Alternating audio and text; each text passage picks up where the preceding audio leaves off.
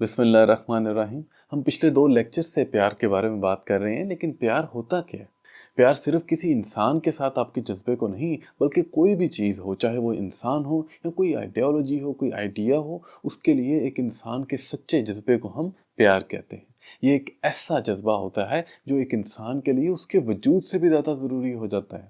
وہ اس کے لیے اپنی انا تک کو جھکا دیتا ہے، اپنے آرام سکون کو بھول جاتا ہے۔ اس کی اہمیت اس لیے ہوتی ہے کیونکہ جب تک انسان کو پیار نہیں ہوتا تو وہ اپنی صلاحیتوں کو، اپنی اہمیت کو خود ہی نہیں پہچان پاتا۔ وہ ایک میک سی زندگی گزارتا رہتا ہے، صرف آرام اور سکون کے پیچھے بھاگتا رہتا ہے، ڈرا سہما زندگی گزارتا ہے۔ لیکن جیسے ہی اسے پیار ہوتا ہے تو اس کا پیار، اس کا جذبہ اس کو اتنی ہمت دیتا ہے، جرأت دیتا ہے کہ اس کے راستے میں کوئی بھی رکاوٹ ہے وہ اس کے ساتھ لڑ جاتا ہے۔ اب اسے اور کوئی ڈر نہیں لگتا سوائے اس کے کہ کہیں وہ اپنے پیار کے ساتھ، اپنے جذبے کے ساتھ غفلت نہ برتے۔ انسان کو اپنے آرام اور خواہشات سے زیادہ کوئی چیز پیاری نہیں ہوتی، لیکن محبت میں وہ اپنی خواہشات چھوڑیں، وہ اپنی ضروریات تک کو بھول جاتا ہے۔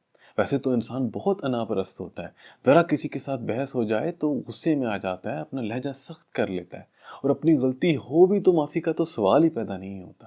لیکن وہی سخت لہجے اور غصے والا انسان اپنے محبوب کے سامنے بالکل ڈھیر ہو جاتا ہے۔ اس کی غلطی ہو بھی تو اسے کوئی فرق نہیں پڑتا، لہجے میں کوئی سختی نہیں آتی، وہی محبت اور شفقت۔ اور اس کا معافی مانگنا تو دور کی بات ہے، الٹا اس کے لیے جسٹیفیکیشن دیتا رہتا ہے۔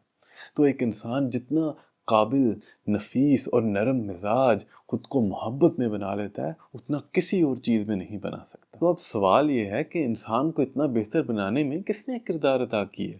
محبوب نے؟ محبوب نے کیا کی ہے؟ محنت تو ساری انسان نے خود کی ہے۔ اپنی غلطیوں کو، اپنی کمیوں کو اس نے خود آئیڈینٹیفائی کیا، اپنے رویے کو اس نے خود بہتر کیا۔ اس میں محبوب کا کیا کردار ہے؟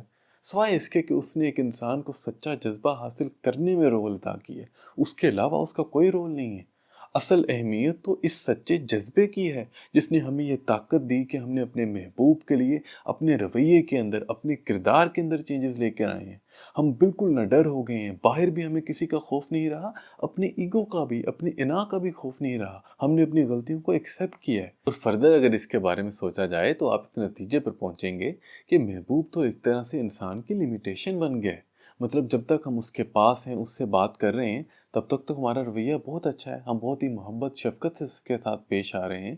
لیکن جیسے ہی ہم اس سے دور چلے جائیں گے، دوسرے لوگوں کے ساتھ یا دنیا میں انوالو ہوں گے، تو کیا ہمارا رویہ پھر سے گر جائے گا؟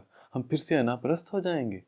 تو ایک صوفی جو ہے وہ یہ سمجھتا ہے کہ انسان کی زندگی صرف اللہ کے لیے ہے، اس کا مقصد صرف اللہ تک پہنچنا ہے، خود کو قابل اور نفیس انسان بنا کر۔ اس کے لیے وہ اس نتیجے پر پہنچتا ہے کہ انسان کا اصل محبوب، اس کی اصل میں ضرورت دوسرے انسان یا دنیا کی کوئی اور چیز نہیں بلکہ پیار خود ہوتا ہے، کیونکہ پیار میں انسان اپنے سب سے بہترین رویے میں ہوتا ہے، خدا کے سب سے زیادہ قریب ہوتا ہے۔